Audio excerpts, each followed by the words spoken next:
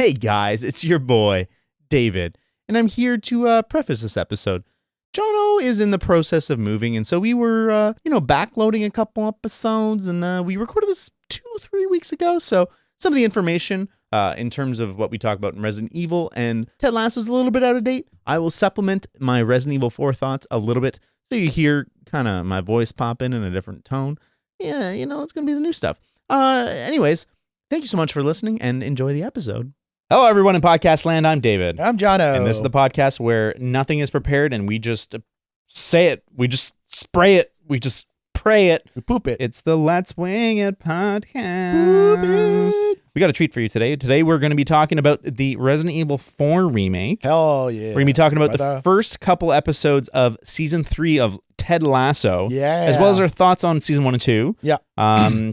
And then is there anything else, John? I can't remember. Maybe. I don't know. We're going to go on tangents. Yeah, well, that's what we do. This is a Let's Wing It podcast. Let's Wing It. We want to first shout out our Patreons. Shout out to every single one of you. Yeah. You can check us out at Let's Wing It at podcast. Patreon.com/Let's Wing It. And also, actually, before I forget, I've consistently forgot about doing this. Thanks again, Elgato, for supplying us with the Wave DX mics, the Elgato low profile arms. I have my Wave panels up. Yeah. But not the ones they've sent. I'm going to put them up at some point. But yeah, go check it out, Elgato.com. Yeah, I think this podcast sounds pretty good. I think it sounds great. I think it sounds pretty good. That's great, especially for under a couple $100. Yeah, let's start with the appetizer, which I think is going to be my thoughts on Resident Evil 4 remake. Yeah. I am playing through it. Mm-hmm. Full disclosure, You haven't played it at all? I haven't played it all. Here's the reason why is that my stuff is packed up in a warehouse. Sucks to suck. And so I don't have a PS5. I don't have a computer. I have a MacBook, which is great. I have my GeForce Now, bro. I was looking into it and then I got distracted and didn't do it. But it looks great. It's I struggled with it because I just have a hard time paying $100 Canadian for a game. Yeah, it feels. Oh wow, you paid money. Yeah, because we're not allowed to use the benchmark account anymore.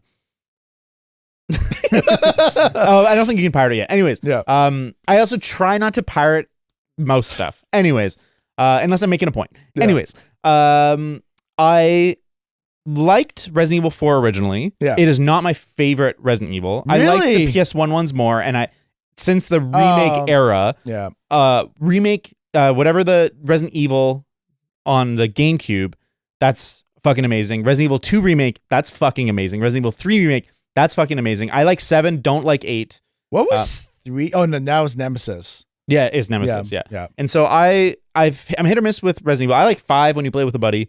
But 4, I always thought was a little overrated. I understand its importance. Really? I understand its importance and what it did for modernizing video games. Yeah, I always looked at Resident Evil 4 was not like a sequel.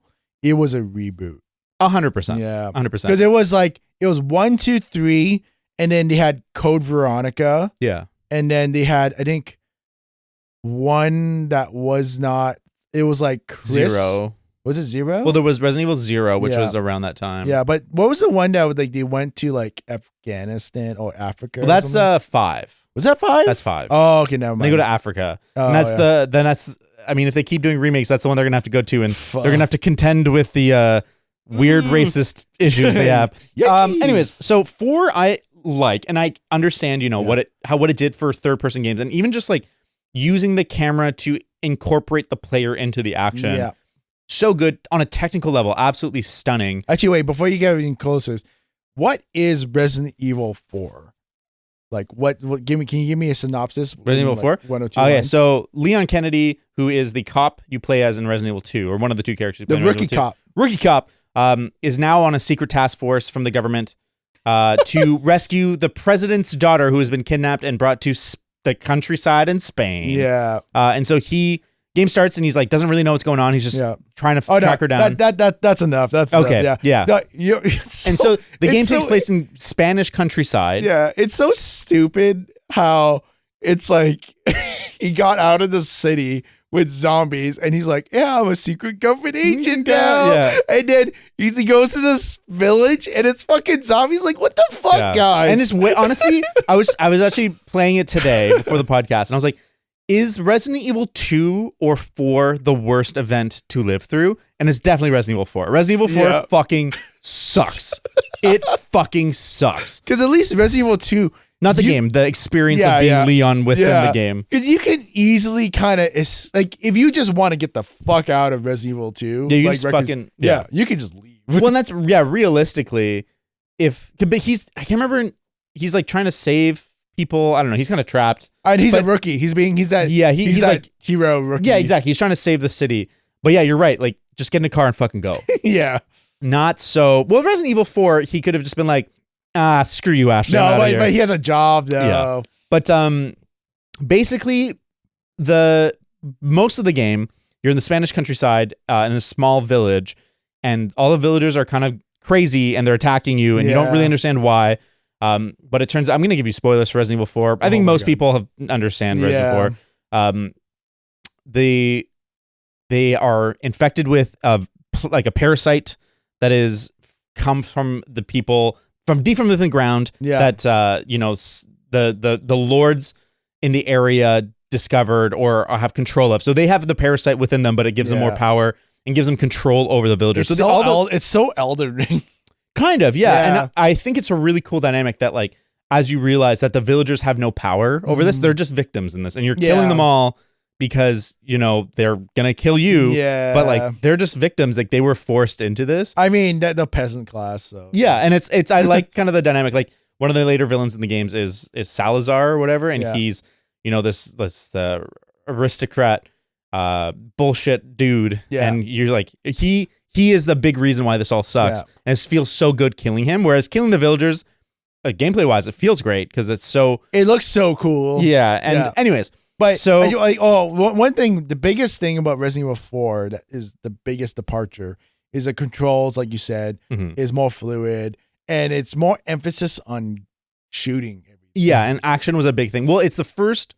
That's not true. It's the first mainline Resident Evil that was full 3D. Code Zero was full 3D, but it was still simulating the kind of static angle. This is like over the shoulder angle. So you're at the 2/3 on the left screen and your crosshairs in the center. So like it's a cinematic angle and you're in the action, and it's like people are walking towards you and you're trying to pop heads. In the original, you have your little laser pointer and that's your reticle. And I really thought that was cool. Oh, yeah. This one, they've changed it. It is more, it's like Resident Evil 2 where you have a crosshair. Yeah. So depending on your gun and if you're moving or not, it's expanding and stuff. Yeah. And I think they did that for a little auto aim assist because they can't really fake aim assist easily with the laser pointer, where when it's a crosshair, they can kind of calculate to kind of help you a little bit. Yeah. But my impressions of Resident Evil 4 Remake, at this point, you guys have heard a lot about it.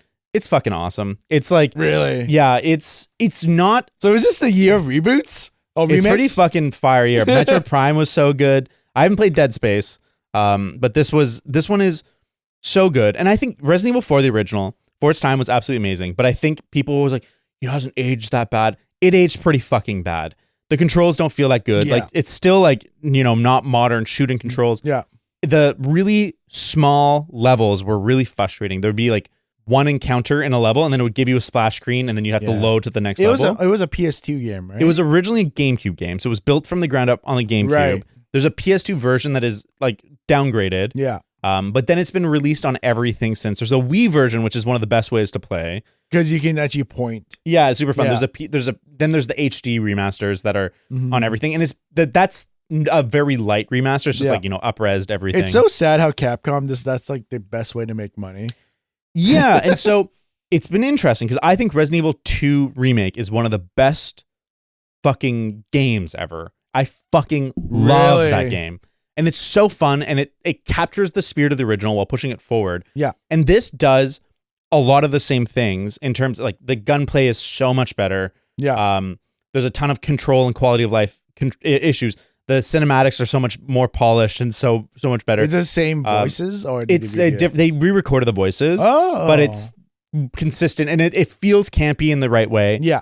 And they've rearranged the story a little bit. I should have maybe made a list of those changes, but like that's fine. There's kind of like times and things that are different, and like in particular the Lewis storyline. So he's like a guy. Yeah, you know who Lewis is. I don't remember the events happening in the way that they did. Yeah. But overall, it's a lot of the same game. Yeah. But they've shifted, and this was really important to me, is they shifted the level design. Instead of having to be like level based, the whole village is kind of one big level. And like while you're in there, you can go anywhere, do all that stuff. And like they did a really good job where it feels like I'm playing the same game. And if I hadn't played it again a couple years ago, I'd be like, was this always how Resident Evil 4 was? Man, Resident Evil 4 was awesome. Yeah, wow, it was fucking amazing. But I played it like a couple years ago on the Switch, and it is so segmented. Yeah. And it's just like they do that. They'll do chapter breaks, but it's only like I'm like 10 to 11 hours in, and there's only been 13 of those. Interesting. And so everything's kind of open. It does the Resident Evil thing where it's sort of like a hub that opens up and gives you different paths, and you kind of come back to the same area, and you'll have a new key that you can open up different things, which is great. That's my favorite Resident Evil stuff, is like popping back into the same area with a new key, or like it's like the hero's journey, because you're like you started off here, you come back, but you're a little bit different. Yeah, my favorite is too when you don't even know something's interactable until you come back and you're like, oh, it's like, oh, maybe that's why that door is red. Yeah, exactly. And so the game looks stunning. I'm playing on PC. Yeah. And I'm actually okay with Resident Evil running at 30 frames a second. That's a game that I like. It kind of moves slow. And I think that's like, it's sort of like okay having it not be super responsive. Yeah. I think some games definitely, like, I think horror games need to be like at 30. Yeah, I'm okay with some games being at 30, and Resident Evil is one of them. Yeah.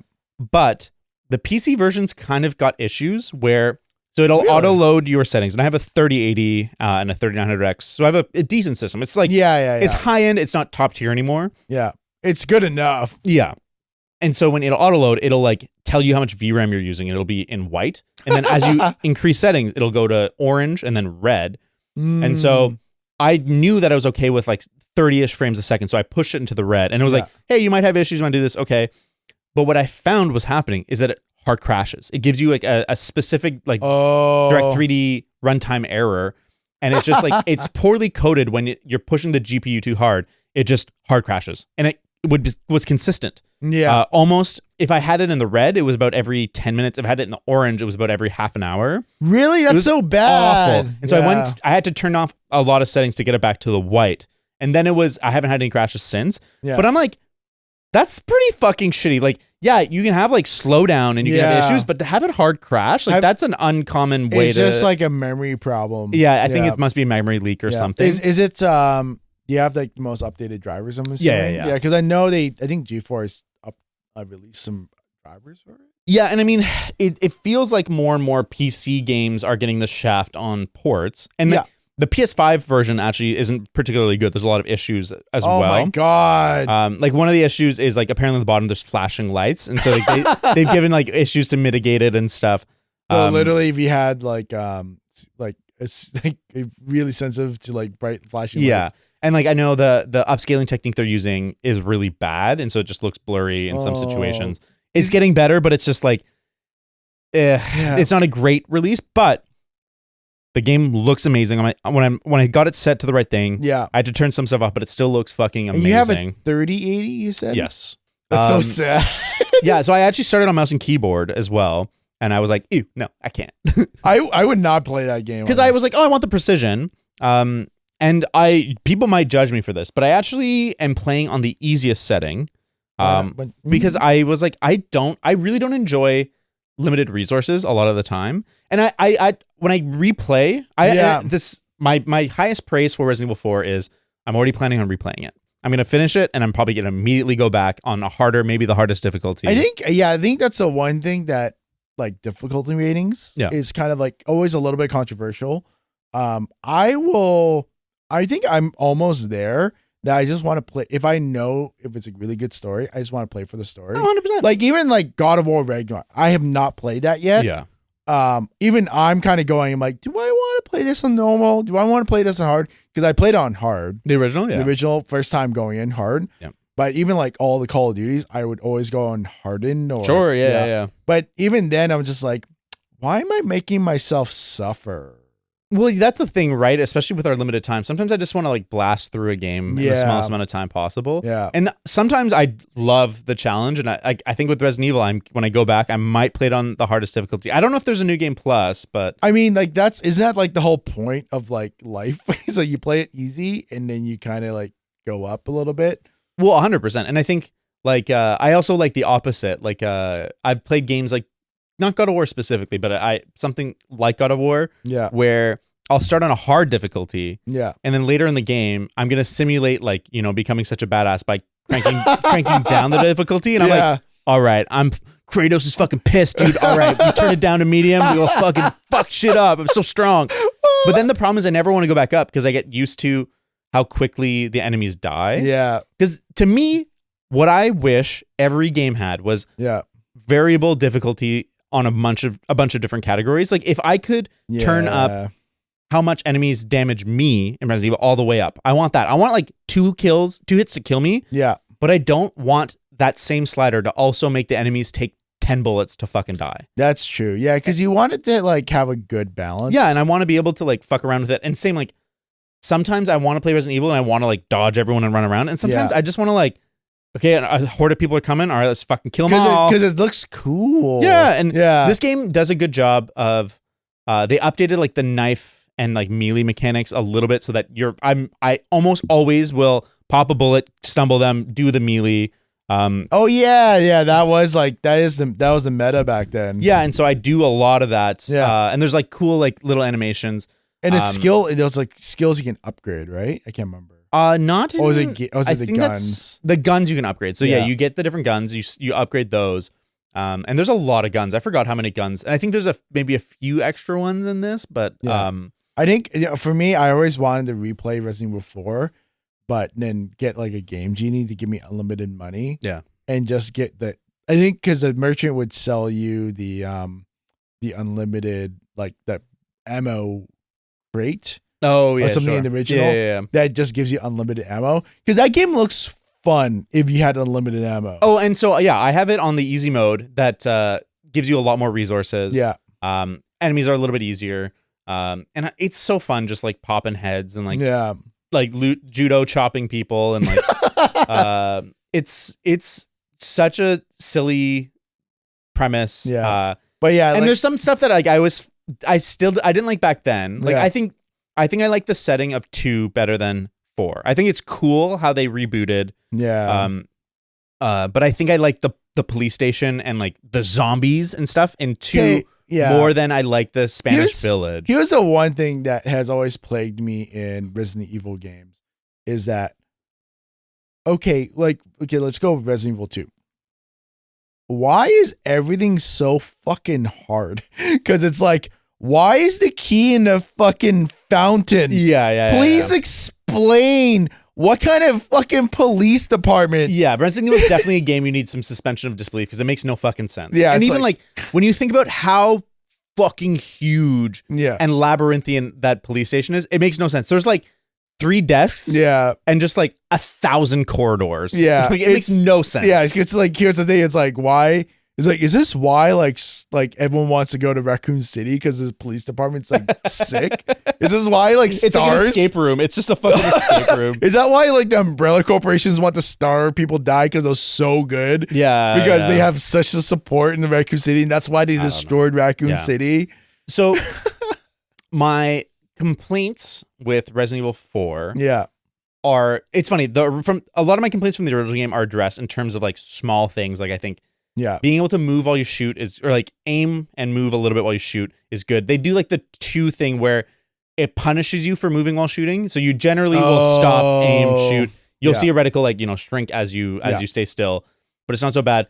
They make sorting through your gear a lot easier. There's like an auto sort button where it just like shrinks everything to the smallest amount of squares. So you don't have to like move shit around. It's not Tarkov. Yeah, they did a good job with the crafting. So there's now 2 ways you can craft stuff. It's just a little easier. Yeah. And then like the animation systems for like the enemies, like it feels so dynamic the way that enemies approach you, and you're like, oh, I gotta be careful, like the way they run up to you, and they kind of dodge and like they throw stuff. And there's tons of like little fun dynamic encounters where it's like someone will be like pulling a lever to attack you, and you got to dodge it. But then you get to the top, and then zombies start coming at you, and you get to pull the thing and kill all the zombies. Like, how big's this village? Like, that's my thing. It's huge. Yeah. But you pretty quickly, and this is probably my biggest issue with the original game and probably Resident Evil in general. You go through the village, you get to the church, you get to the castle. Yeah. And everything in that shit is so fun. It's so iconic. And like, you look at the game and you're like, fucking Resident Evil 4, dude. I fucking love this shit. Yeah.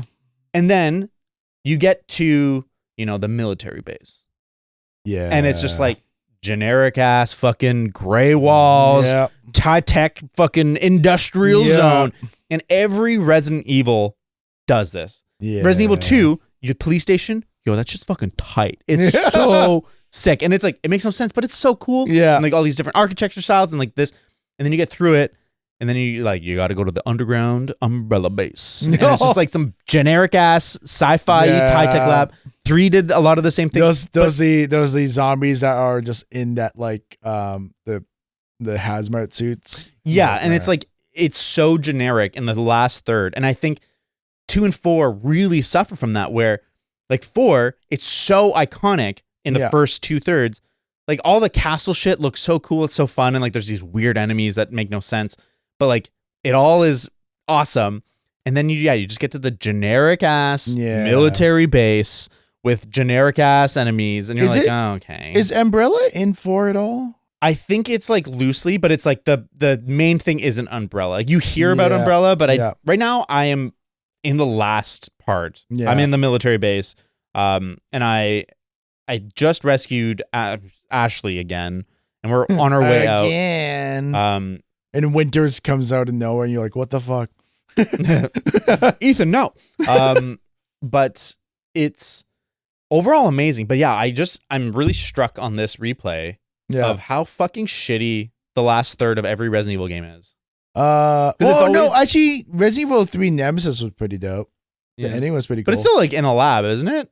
Oh, I mean, no, actually, not really, because you're getting chased by Nemesis in a blob form, and then I guess it's kind of great because you're in a boat. It's not too bad, but yeah.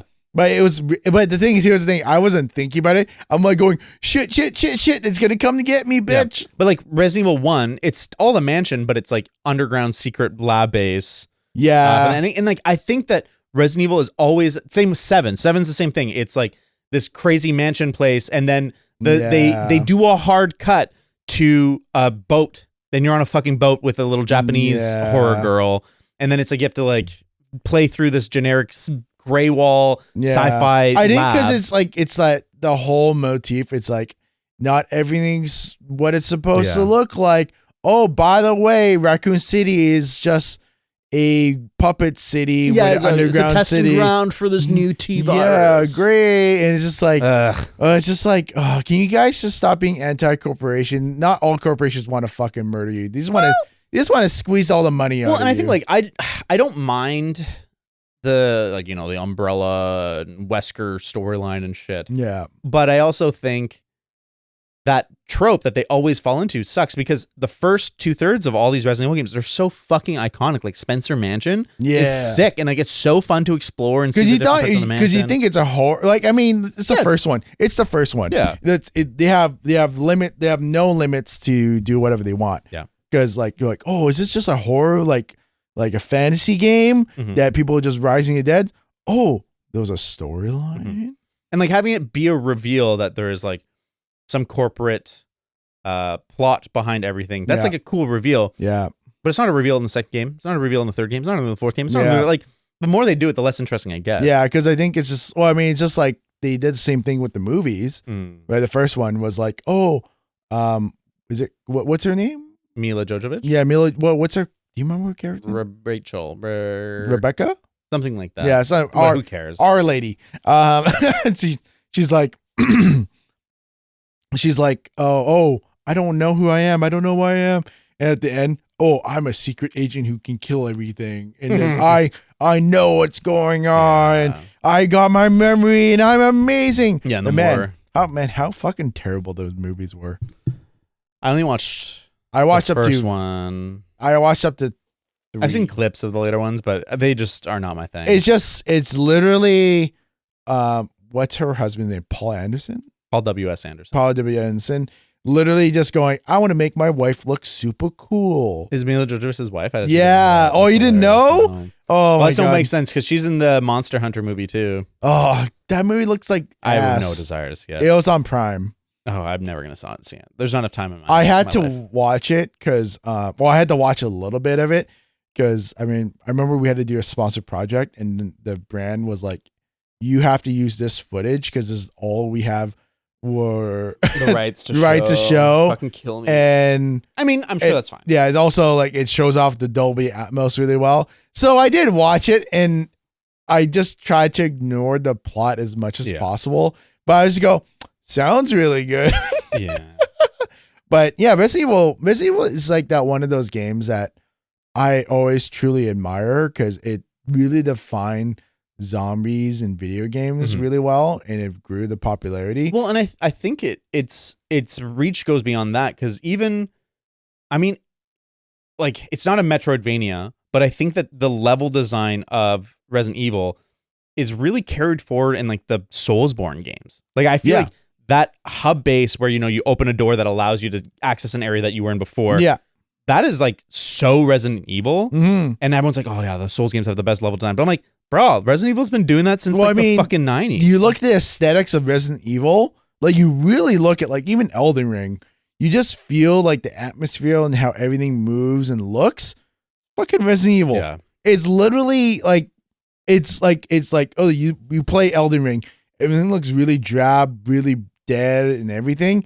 Just go back to Raccoon City, dude.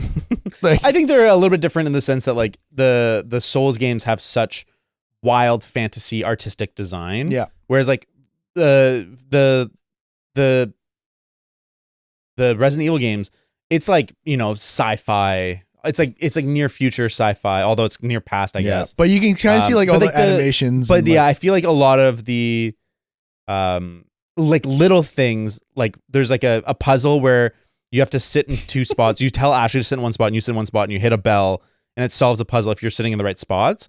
And the way that the camera cuts between them, I was like, oh, that does feel like a Souls game, like kind of janky. Yeah. But I also think that enemy design, sometimes there's like similar kind of fantasy elements in like the weird monstrosities. Yeah. I think Resident Evil 4 was the first one that really made you feel weak at some points because there's so many villagers coming at you sometimes. I think it's what it did really well. I think 1, 2, and 3 also, like, they're horror games, and so like you struggle to survive.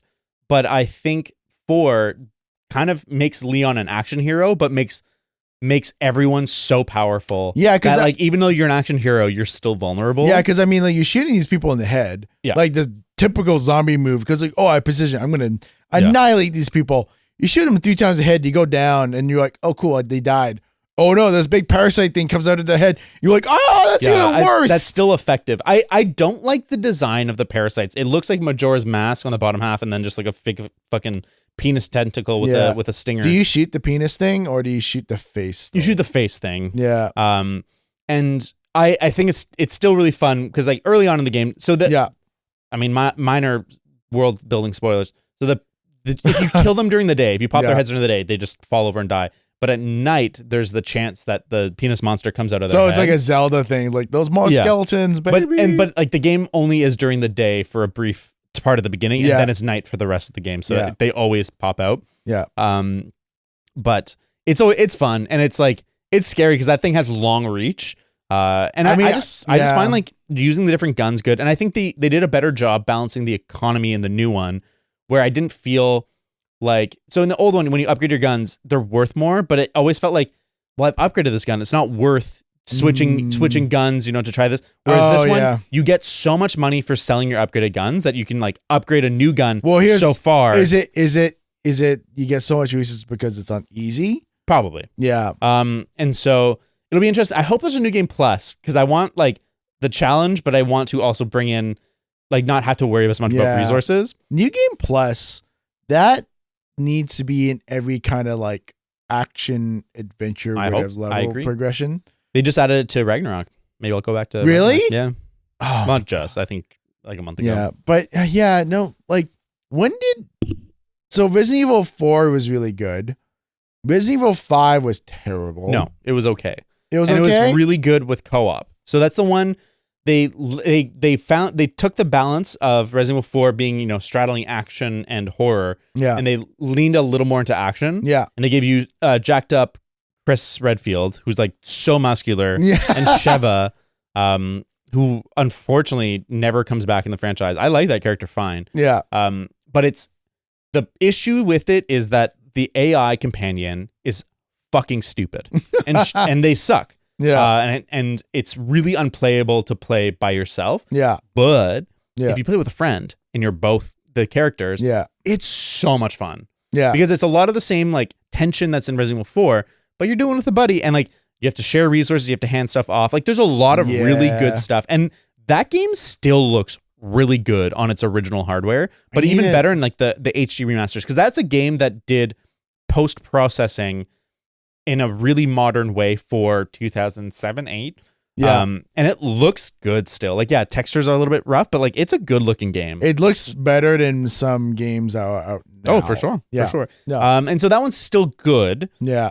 It's 6 where it went like off the deep What end. was 6 again? So that's the one that's like 3 protagonists. So you play as, I think, Leon, Chris, and the new guy, the bald guy. And so there's like 3 different gameplay styles. There's like kind of Resident Evil 5 action-y one with Leon. There's like more vulnerable kind of original one. Like I think it's like slower. I've actually never played 6. Yeah. I've kind of want to. I've heard it's remember. actually really not as bad as people say. Yeah. But then there's like a full-on action mode. And so I think it's just like was a little too messy and a little too bonkers. It just sort of lost the I'm looking it up right now because I actually now mentioning it, I don't even remember what 6 was. Like was it like the darkness or something? Like I haven't played it. Yeah. But that's the bad one that caused the reboot for 7, because 7 is fucking awesome. So 7 is it's not even, was it even called Resident Evil 7? Yes. Because that was the house one, right? Yes. And so yeah, it's the house, and it's the family. Yeah. And that one's awesome. And then 8 is the one with Lady Dimitrescu. So that's the castle. It's a lot more like 4, but in first person. Yeah. Step on me, mommy. Yeah. The games are good. But I'll close off my thoughts on Resident Evil 4. I highly recommend it. If you liked Resident Evil 4, it plays as if like this is how you remember it in like the best way. And I love remakes that are close enough that it doesn't feel off. Like it is very different. Yeah. But you'll constantly have these encounters or these little level parts where like, I remember this exact moment. Yeah. But it's now better. Yeah. And it plays better, it looks better, it feels better. Sounds better. Yeah, and so I don't imagine a world where I'll ever go back to the original Resident Evil 4 because this is so true to it, but it's just better in every single way. Yeah. And I'm having a blast, and I highly recommend it. Yeah. All right. Since I recorded this, I've now beaten Resident Evil, not once, not twice, not 3 times, but 4 times. It is a wonderful experience, and it's great. The first time you play it, it's filled with tension, a little bit of horror, and you're like, what's around every corner? And the second time you play it, it's a little bit of that, but you start to kind of feel the speed run. And I think one of the things I really appreciate about the game is how it's clearly designed with speed running in mind. I really liked watching speedruns of the first Resident Evil 4, and I think this one's even more exciting. There's a lot of really clever tricks. One of the ones you might have seen is when you restart the game, if you have the rifle and a scope, or a gun that can do long-range fire, when you do that initial encounter in the village, the police officer gets burnt alive, you can avoid that by immediately running up to the roof and sniping the church bell. So that in the regular game, it's basically a timed encounter where you're basically waiting for the bell to ring, summoning all the surviving villagers away, and that's the end of the encounter, and you go and do your thing. But you can end the encounter immediately by shooting the church bell, ringing the bell, and everyone leaves right away. And so there's these clever little speed running things that they do, such as that. Or an example later in the game, there's like an anti-aircraft gun, and part of the level is you have to run around, kill a bunch of zombies, get to a mounted gun so you can shoot the AA gun and explode it so that a helicopter can do its thing. But if you have enough heavy grenades, you can just blow it up. And I thought that was really clever. And there's like, the regular glitchy speedrunning things, like if you are at an interactable door and you aim a scoped rifle down and, swing it around, you can interact with the door on the other side, unlocking it. Or with a scoped rifle, if you aim it down and you back into the right surface, you're basically invulnerable. And so you can start timed events, not expend any ammo or anything like that, and you just kind of hide. Some of it's glitchy, some of it's not. But there's a lot of really clever ways to bypass encounters that are coming, and you might know that there's someone about to pull a lever, and you're like, fuck that person. You throw a grenade before the cutscene triggers, and it'll kill them in the cutscene or before the cutscene, and it won't happen, and you get to kind of bypass that. And I think the game is so fun for that. My first playthrough was about 11, 12 hours. My second one was about 8, and then 4, and then my fourth one that I finished was under 3. I think the world record is 158. And my 3-hour speedrun, let's be clear, was with the unlimited rocket launcher, so that's kind of cheating. I started a 5th one, and I plan on doing it, but then I was playing on professional, and my autosave, it doesn't autosave, and I was trying to minimize the amount of saves I did to reduce my save counter from going up. And then I died, and I went back very far, and I was like, I need a break. So I took a break. But overall, Resident Evil 4, absolute thrill. From the first playthrough to the 4th and 5th, they absolutely nailed it, and I can't recommend the game any higher. Because it's so hard for me to say anything about this one, because I really liked the last one. I remember rented it and beat it in 3 days. But that was the last time I played it, but I was always meaning to go back to it. And just one thing, just say it again, I would have played this game, but I have nothing. Aww. I have nothing. I'm sorry, Jono. But I don't know. But do you know what you do have? Access to Apple TV. Apple TV. This is the Apple TV podcast. We recorded an episode earlier tonight. We talked at length about shrinking. Now we're talking about Ted Lasso. Season 3 of Ted Lasso. Yeah. First 2 episodes are out. Jono, how do you feel about it? The first 2 episodes are okay. Okay. Yeah. They're it's not like season 1. Season 1 was like the first couple episodes. Like, yeah. Season 2, you'll kind of like it. Season 2 was off. It felt weird. Yeah. It kind of ended weird a little bit too. So season 3, here's the funny part. I've watched season 1 and 2 multiple times. Okay. I actually forgot they got promoted. At the end of season 2. Because they're like, yeah, we're going to promote it. We're going to be relegated. But I'm like, what? I thought you guys were still in the championship league. And they're like, in the Premier. They got promoted. So, yeah. So like the beginning of season 2, the first episode threw me off.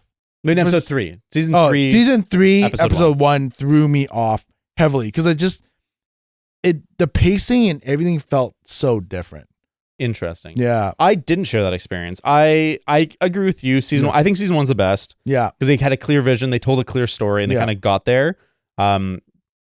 And they knew what they were telling. Season 2, it felt like they weren't sure where to take the show. Yeah, do we make them win again? Yeah, and I think they also I liked that they went deeper into the mental health side of it. They got the team therapist, and Ted Lasso himself is having these panic attacks. Yeah, and I like and Coach Beard got his own episode. Yeah, which is a crazy episode. Yeah. I don't know how I feel about that episode. It's like I loved it. I don't know. It was I don't know. But yeah, I kind of felt like they just didn't really know what to do with the show in season 2. Yeah. What I found with season 3, and I think I like it better than okay. I think it's very good for me. Well, I just feel like they have a direction and they have an arc for where they want to take Ted. Yeah. And I think something that's really cool is I was like, I can recognize the seeds they're planting that they're going to pay off later. Yeah. Like, for example, there's a whole bunch of dynamics, but one of the big things that happened is that the towel boy from season 1 was promoted to assistant coach for Ted Lasso in season 2 and is now the manager for the opposite team, who is run by the main Rebecca's ex-husband who she hates, and they're very contentious. Yeah. He's very toxic to her. And so Nate is now evil. He's now kind of he's living out his power fantasy that he's always wanted. Yeah. And he's they're kind of full on villains. Yeah. I think that's one thing I didn't like. I think I liked season 1 because it wasn't really a clear villain. No. There were kind of some bad people. I think Rupert's around or whatever. Yeah, he's around, but he's not really a big part of it. Yeah, it's and I think that's the one reason why I kind of have a weird feeling about this season because it just felt like because it opens up kind of sad because Ted Lasso's kid is leaving Yeah. going back to Kansas City. That's where the sauces are from. Missouri. Missouri. And then it takes a while until it gets kind of built back up because you start seeing Rebecca was trying to like kind of berating Ted a little bit. Like, come on, want some fight? What happened to you? I'm going to call a press conference and everything. And then you kind of start seeing Ted becoming Ted again. Mm-hmm. He's making fun of himself. He's like, I don't know what I'm doing, but I have a good directions on how to do it. Well, I like that dynamic because you see Nate, who, you know, is still unsure of himself, but he's kind of. Oh, no. I love that part. And so he gives a press conference and, you know, it starts and he's like kind of has a little panic attack. Yeah. But he comes back and he is just mean. And he's mean to Ted and people love it. They eat it up. And he's like trash talking the team and being rude. And you're like, oh. And so when it comes back to the main team, like Ted Lasso and Rebecca, they're like, Ted Lasso's like, well, I'm just going to like do what I do and laugh it off or whatever. And she's like, no, I need you to fucking fight. I need you to fight. And so he goes for the press conference and he just, you know, laughs it off and plays it so charming that the whole world loves Ted Lasso and it makes Nate look like a fucking asshole. Yeah. And it works because it gets to Nathan because he wants love. He wants to be recognized and he wants love. Yeah. And so that recognition and that playing off works. But what I think worked for me is that I don't think what Ted Lasso does is the definitive answer. And I think that his arc this season, and I might be wrong and I'd be kind of disappointed, his arc is he's going to have to take it seriously. He's going to have to try. Because here's the thing is that this is the last season of Ted Lasso. So enjoy while it lasts, everybody. Good. I love ending. Yeah, no, it's a British style. They know when to end things. But I don't know. I really enjoyed the episode because I was like, oh, okay, they went back to what it is. You know, the only thing I'm kind of questioning is about the whole breakup between Keeley and Rory Kent. Yeah, and I don't know how I feel about that. I like that Jamie is still a good guy and that he's like, he tried to actually genuinely help. Yeah. He's like, fuck off. That was weird. I was like, oh no, he's going to try and get with Keeley and it's going to cause all this tension. No, he's just like, it's fine. Because that's one of the things I like about Ted Lasso is that there is, you know, assholes and villains, but it genuinely feels like everyone's trying their best. Yeah. And so one of the big things on the season is they're like everyone on the team loves each other. Even Jamie, who was you know, like the star Jamie asshole. learned to love and he's everyone. like he's now like one of the boys and they all love each other. But they need a new the star player. Yeah. Well, here's the thing. Here's my kind of prediction is that Jamie is going to start becoming an asshole again.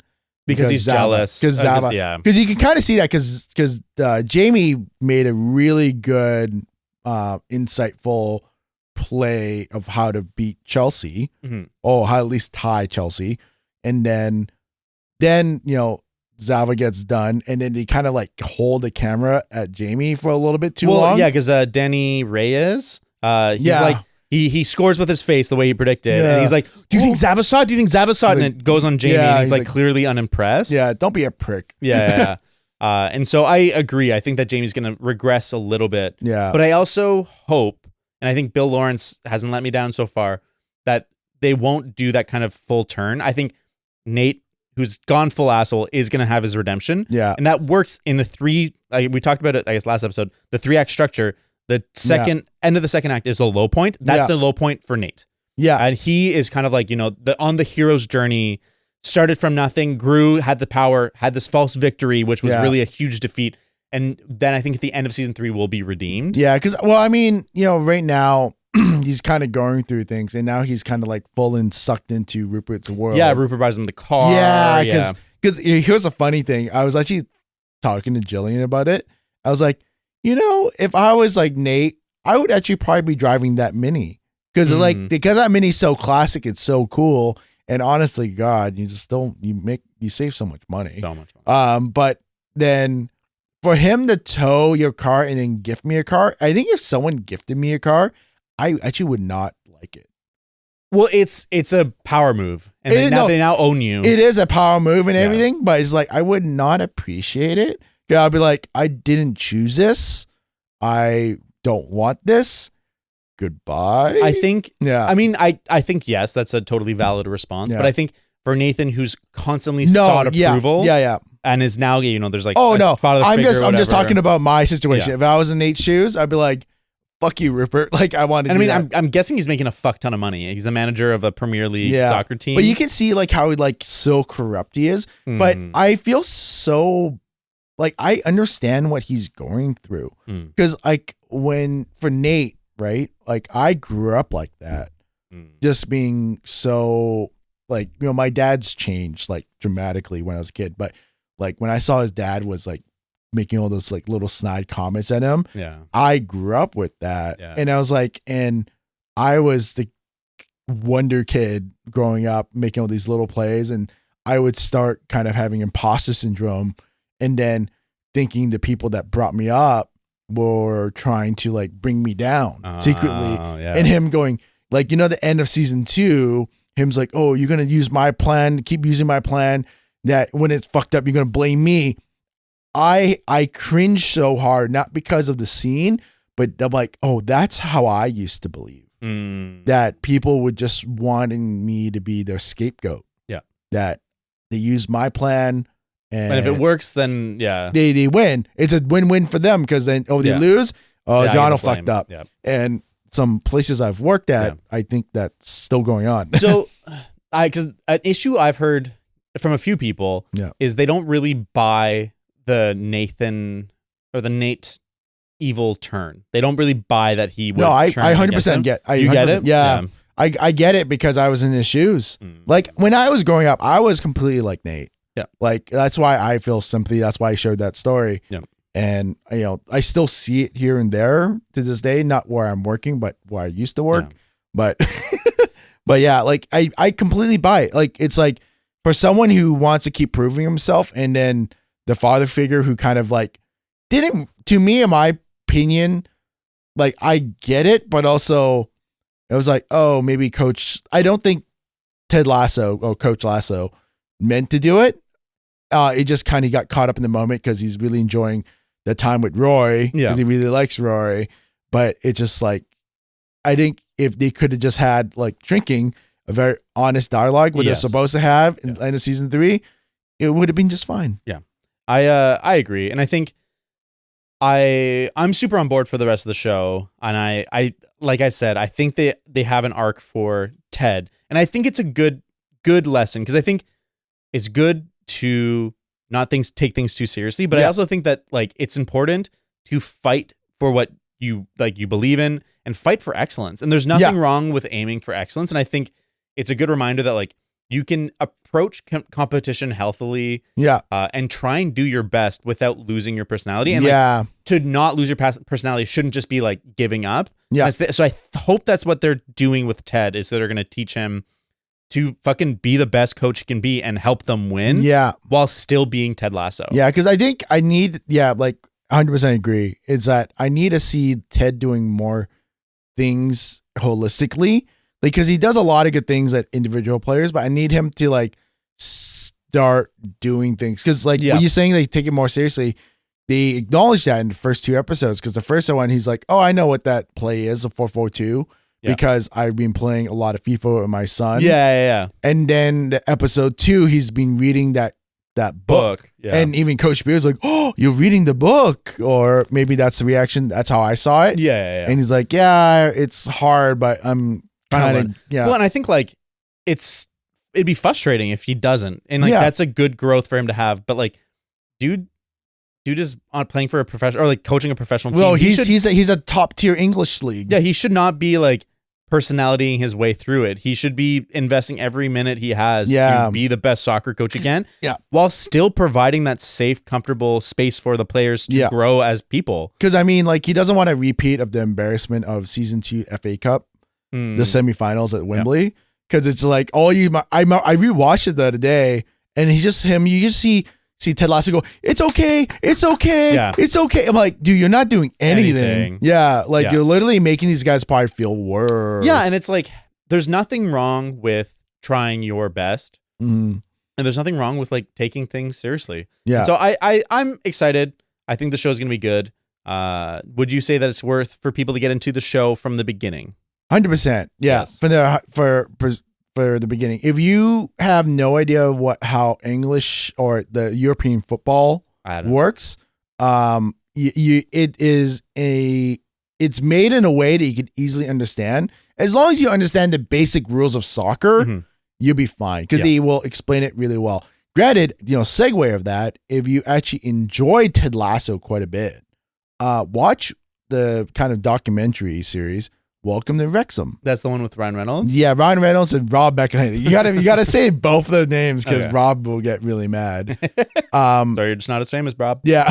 No, that's the whole premise is that he's not as famous as it. So have you watched? No, I've been meaning to, but it was like 23 episodes or some shit. And I was like, I don't want to watch it's 23 episodes. Yeah, I think I thought it was going to be like 4 hours of content, but it's a lot of It's content. good content. No, there's like 2 episodes you could probably skip. Okay. Those ones like bromance episode, just the relationship between those two. Yeah. And one about, I'm not going to say it's skippable, but I would watch the whole thing. Yeah. I doubt I would. What platform is it on? It is on MyPlex and also Disney Plus. Okay. But yeah, I've been meaning to watch it, I guess. Yeah, just for the viewers, if you're not 100% up to speed, is that there's a English football club called Wrexham. So basically enough, they are a down in the dumps football team that used to, I believe, play in the Premier League. So that's a top league. But now they're so low in the pyramid because of reasons you'll find out in the episode. But Ryan Reynolds, the actor, the Canadian actor who's played such people like Deadpool, and Rob McElhenney, the creator of Sunny, It's Always Sunny in Philadelphia, and also Mythic Quest. Actually, you have to watch Mythic Quest. I don't like Mythic Quest. Really? I watched like 4 episodes and I was like, it's not vibing with me. I might have to like push through and No, actually rewatch it. And just like Rob McElhenney's character is pretty addicted, but if you stick with it, it's really good. But he's sunny in Philadelphia, and he decided to buy a football team together. So you see how the history of the team and the decisions they do. And I think maybe it vibes more with me because you see a lot of the business side. So I'm like, managing a team. You got to buy players. You got to do marketing. You leverage your own likeness to get more promotion, and then those sponsorship deals. And I was like, but no, it's a very beautiful story. Okay, and it's kind of hard because once you love them and you want to follow the team, but you don't really want to follow them in live because you want to watch the next season. So it's like the same problem I have with F1. Yep. I love F1. I also like the Netflix series Drive to Survive. Sure.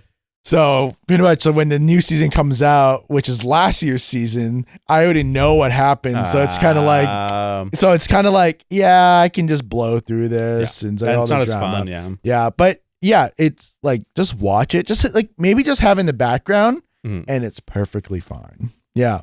Well, we'll check those 2 out.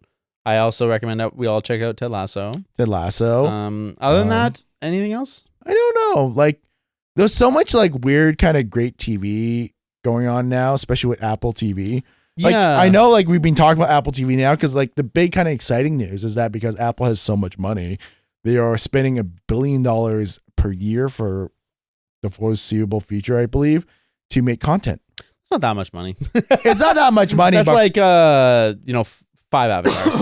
And it adds up pretty quick. But I'm excited. I think the Apple TV content's been good. Severance is fucking amazing. I haven't seen it. It's fucking awesome. You should definitely watch it. Yeah. Ted Lasso is great.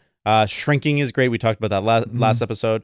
The show that is super hyped, it's an HBO show that so many people have recommended to me. I tried watching it and I turned it off because I think it's trash. Which one? White Lotus. Really? I don't understand why people like it. I think it's because Aubrey Plaza's in there. Well, that's season 2. So I watched 2.5 episodes of season 1, and I was 20 minutes into the 3rd episode, and I was like, I don't care. This sucks. Because I think it's I think the most notable actress is Jennifer Coolidge. Yeah, what's American Pie? Schindler's Mom. Yeah, that's Jennifer Coolidge. Yeah. Yeah, so there's a lot of decent actors. Like the guy who plays Frank in the 3rd episode of Last of Us is a pretty big character. Oh, really? Yeah. That girl from Euphoria. There's a lot of people that you're like, oh yeah, them. There's like Pete from The Office. Yeah. So what is White Lotus? Okay, so it's basically a bunch of insufferable rich people go to fucking Hawaii and live on a resort. And so there's a. I mean, to be fair, you hate rich people. Yeah, but I also like. I mean, shrinking is a bunch of rich people. I mean, and like, but they're real complicated people. They're not like these fucking insufferable. Like, okay, yeah. How I would describe White Lotus is that it is like an alternate dimension resort where people don't speak like humans. They are constantly trying to make everyone as uncomfortable as possible. Every single fucking conversation is like people trying to pull out conflict as much as they can, not in like a realistic human way where like, you know, you're talking about stuff and then there's subtext that starts building. It's like from the beginning, everything is about drawing out conflict, and so much shit is said that makes no fucking sense. There's a conversation where the two teenage girls are like, oh, I wish we had drugs. Oh wait, I have drugs. And she's like, oh, I have this drug. Oh, crazy. Oh, that reminds me. I have this drug. Oh, that reminds me. I have this drug. Oh my God, I've forgotten this thing that I have a little bit of drugs. It's like this weird scene where they're trying to like show the audience that is crazy that they brought so many drugs. But it makes no sense that the way they would like build up that conversation.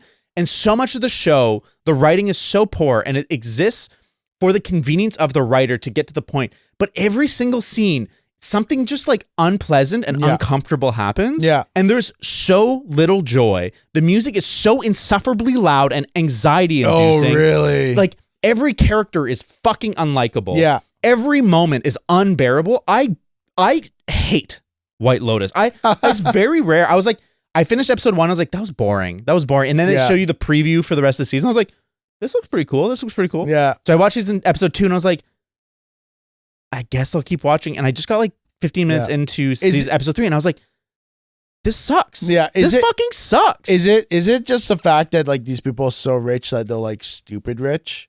They're not even like, most of them aren't stupid rich. Yeah. Like I think, you know, the richest one is Pete from The Office.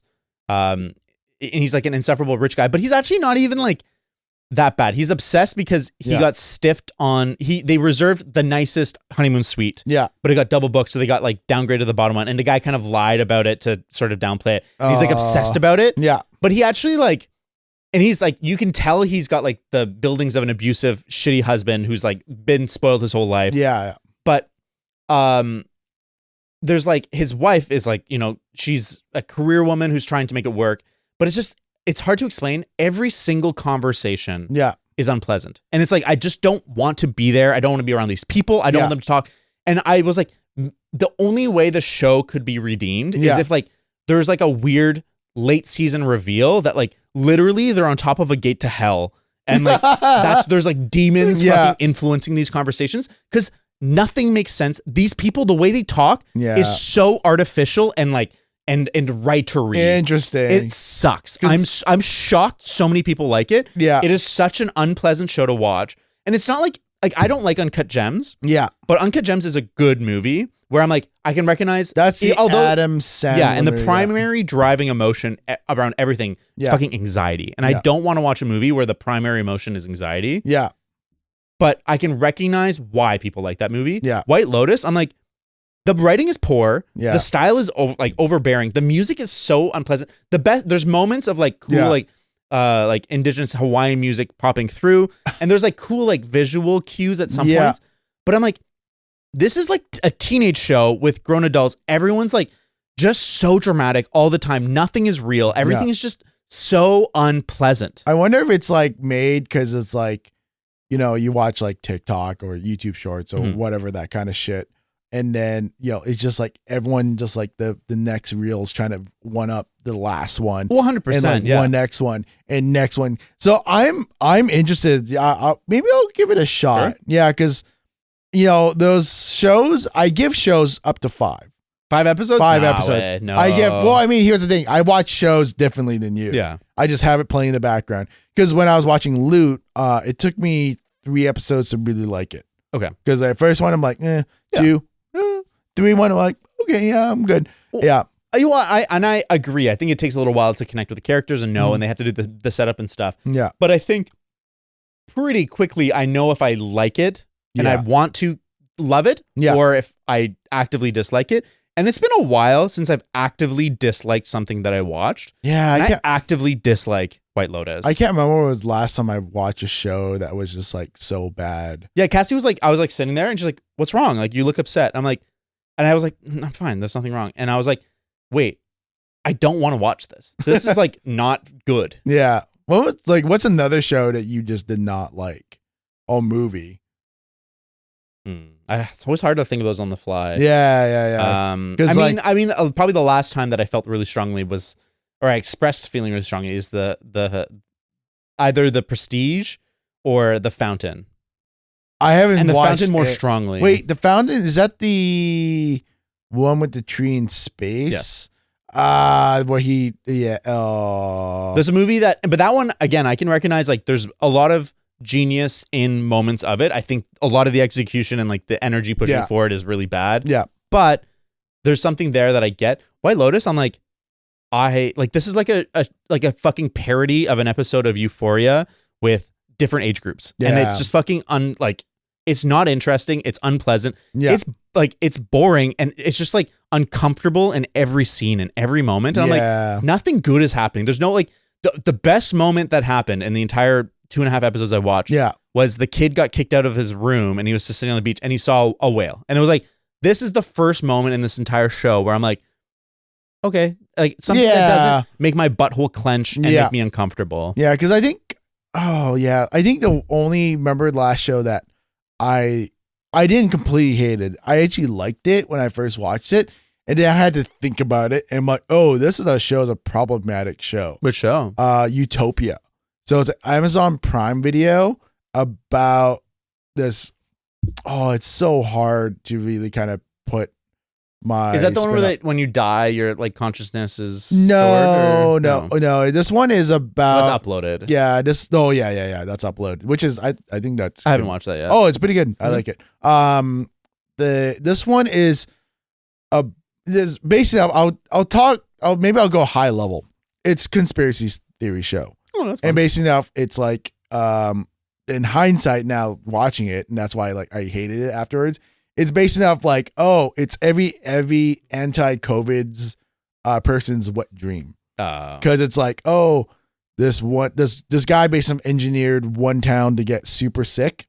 Oh, okay. And then it tricked everyone to get inoculated. Yeah. And his inoculation actually makes everyone sterile. Like at least like 80% of the population sterile. Wait, is that the Michael Bay one? No, it's a movie. There was a movie that was like that. It was like, oh, really? Government mandated quarantines and vaccines end up killing everyone and causing an apocalypse. No, I don't know that. No, this one's like population control. Okay. And then, people, they're like, yeah, let's get these like ragtag groups who figured it out because they read comic book pages and like destroy this virus, and then we'll figure it out. And at first I was like, whoa, this is so crazy. It's cool. Blah, blah, blah. And then after I finished the show, I'm like, that was pretty interesting. And then I thought about it. I'm like, wait a second. Oh, no. Yeah, oh, no. So I went from, I remember after I finished it, I gave it a thumbs up. And then I thought about it. I went, no. Thumbs down. Amazon, please remember not to like it. That's good to know. It's funny because I think, like, as passionate as I feel against White Lotus, I'm glad that there's things that make me feel more than like just stuff that I'm like, it's fine. Like I'd rather talk about something that I think is a 3 or a 4 than something that's a 6. 6s are boring. Having stuff that I feel passionately about is more interesting, at least. Yeah, because I think that's why I don't really want to talk about Loot, because it's like a 6. Like it's good. There's not much to say. There's not much to really say. It's like watching like the last Fast and Furious movie. You're like, it's pretty good. Actually, going back to Apple TV, even notice that all the music's fucking awesome. The music? Yeah. You just like hear all the tracks. Well, in Shrinking, yes, I loved all the music. Yeah. I like the soundtrack of White Lotus is HBO. So Ted Lasso. Yeah, I actually love the music of Ted Lasso too. Because if you actually watch more, because here's the thing, this is what I'm thinking. It's like, I think if you list your music to Apple Music, They have all the rights to use it on the TV I shows. see. Because I'm like, oh, then they have everything. No, I can't imagine that like it's that easy. I'm sure they still have to pay the whatever few $100,000 per. Maybe even less. Because here's the thing: is that here, like they go, you're playing on Apple. We do something, and then we will maybe feature it on Apple Music, and then you get more plays. Maybe I could see them like doing some kind of synergy like that, but I don't think they get to just be like, we're using your music. You never know. I doubt that. You never know. I think that the music industry would be pushing back stronger against Apple if they were trying to pull that kind of shit. I already have a lot of negative thoughts about the music industry and licensing altogether, which is not even like making money for the artists. It's all for the publisher. I think that's a huge problem we have in our society is we commodify everything, including, the rights to what someone created. Yeah. Like they should be able to, profit off it, but they shouldn't be able to like sell it to someone who else can profit off of it. Yeah. Like I get it, but also like we've gone way too far with copyright and like intellectual property. And now copyright is now used as a weapon to take down people's videos. Well, and it's like the people that have the money have so much power because of copyright, and it's clearly tilted in their favor. Yeah. Anyways, we should say that for another episode. We should probably call it quits because it's late. Yeah. Is it? Yeah. Oh yeah, it's 9:13. Yeah, because we did 2 episodes. 2 episodes. Well, and also wait, no, 2 episodes plus 2 wing warm-ups. Wing warm-ups if you want to go to Patreon. So shout out. Yes. Go to Patreon. So patreon.com/Let's Wing It. Let's Wing It. If you want to email us at letswingit22@gmail.com. Yep. Or at Let's Wing It Pod. Let's Wing It Pod on Twitter and Instagram. Yeah. Until next week. Yeah. Well, actually it'll be next week for you, but also next week for us. We'll do 2 more next week. 2 more and then you're gone. Road trip. I'm gone. On the road.